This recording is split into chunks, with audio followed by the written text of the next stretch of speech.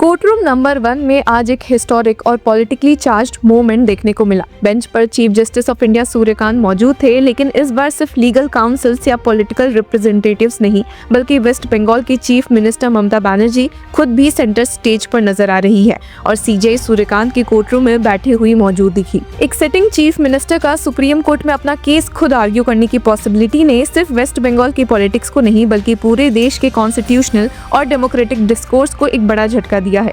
ये पूरा मुद्दा वेस्ट बंगाल के स्पेशल इंटेंसिव रिवीजन यानी SIR से जुड़ा हुआ है। आज की हियरिंग में क्या डेवलपमेंट्स हुए हैं वो हम डिटेल में समझेंगे, लेकिन उससे पहले फोकस करना बेहद जरूरी है कि सीएम ममता बनर्जी के लेटेस्ट डिमांड्स क्या थे जो उन्होंने आज सुप्रीम कोर्ट में सीजे सूर्यकांत की बेंच के सामने वापस से उठाए, और तो और जो उन्होंने बीती रात एक इंटरलोक्यूटरी एप्लीकेशन के थ्रू सुप्रीम कोर्ट में फाइल की।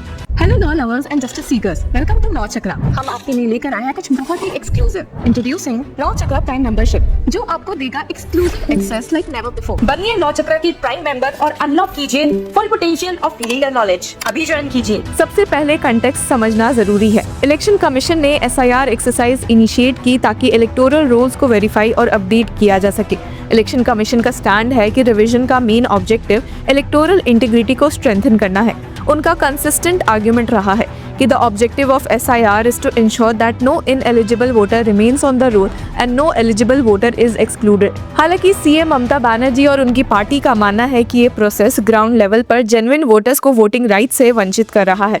सीएम ममता बनर्जी ने अपने पिटिशन में ये आर्गुमेंट रखा कि the SIR's reliance on a 2002 baseline and its onerous verification framework threatens the voting rights of genuine electors। अब अगर उनके डिमांड्स की बात करें तो उन्होंने सुप्रीम कोर्ट से मल्टीपल रिलीफ मांगी है। ये डिमांड इलेक्शन प्रोसेस और वोटर वेरिफिकेशन फ्रेमवर्क दोनों को डायरेक्टली इम्पैक्ट कर सकती है। सीएम ममता बनर्जी की demand filed through interlocutory application. सबसे पहला, set aside ECI's SIR notification of June 24, 2025 and October 27, 2025, यानी कि SIR का जो ये नोटिफिकेशन ही पब्लिश हुआ था उन दोनों को सेट असाइड कर दिया जाए। दूसरा, direct ECI to conduct the forthcoming 18th legislative assembly elections in the state of waste Bengal in the year 2026 on the basis of the existing electoral rules 2025। Next था direct ECI to issue written instructions to all the officers that cases involving name mismatch spelling variations falling under the logical discrepancy category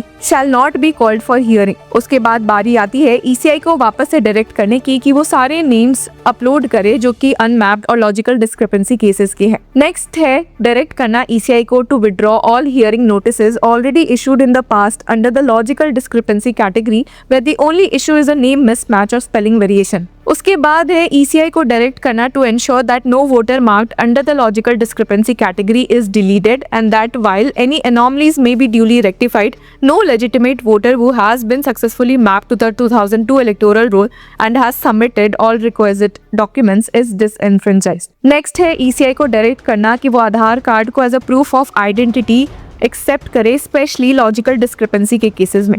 उसके बाद direct ECI to publish online names of all voters in respect of whom form 7 has been received. उसके बाद ECI को direct भी करना कि उन cases को डिस्पोज किया जाए where inter state documents pending है। उसके बाद ECI को डायरेक्ट किया जाए कि withdraw all micro observers from the state of waste Bengal. जो सिर्फ वेस्ट बंगाल SIR के केस में देखने को मिला है, बिहार SIR में माइक्रो ऑब्जर्वर्स की कोई बात भी नहीं उठी थी।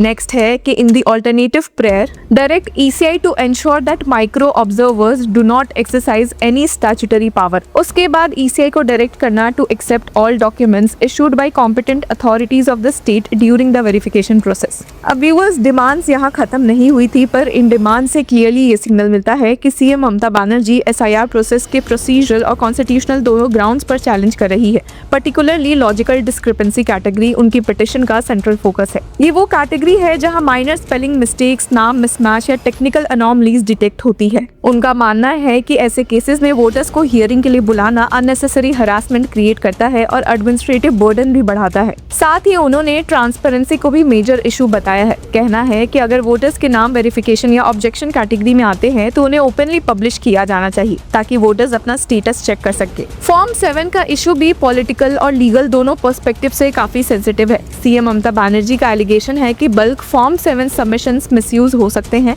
जिससे लार्ज स्केल वोटर डिलीशंस का रिस्क होता है।